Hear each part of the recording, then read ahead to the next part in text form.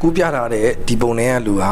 ရှေ့တန်းမှာစစ်တိုက်နေတဲ့သူတငယ်ချင်းတွေကိုဘီယာတိုက်ချင်လို့ကိုယ်တိုင်အသက်ဆုံးပြီးစစ်ပွဲအတွင်းလိုက်သွားခဲ့တဲ့သူပဲဖြစ်ပါတယ် Oh my god! Wow!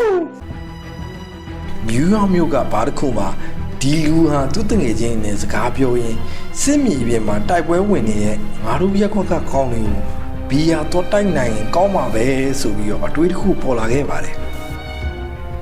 နောက်ရက်မှာ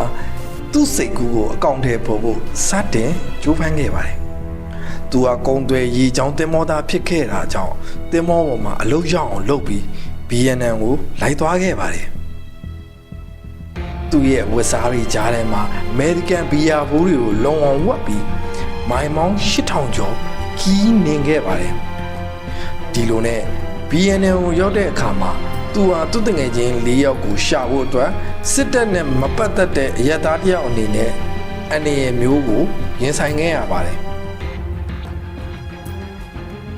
သူဟာအရက်ဝိတ်အင်ကြီးပေါင်းမီကိုဝစ်ဆင်ထားပေမဲ့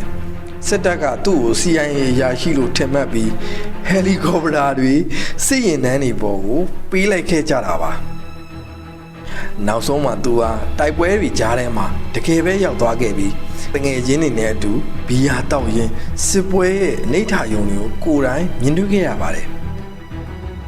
1968ခုနှစ်မှာအကြီးမားဆုံးတိုက်ခိုက်မှုတစ်ခုဖြစ်ခဲ့တဲ့တက်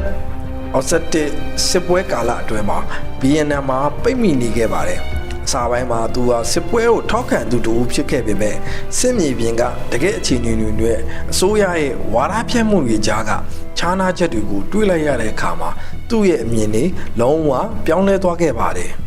။ကိုလင်းပါ TikTok Insider ပါ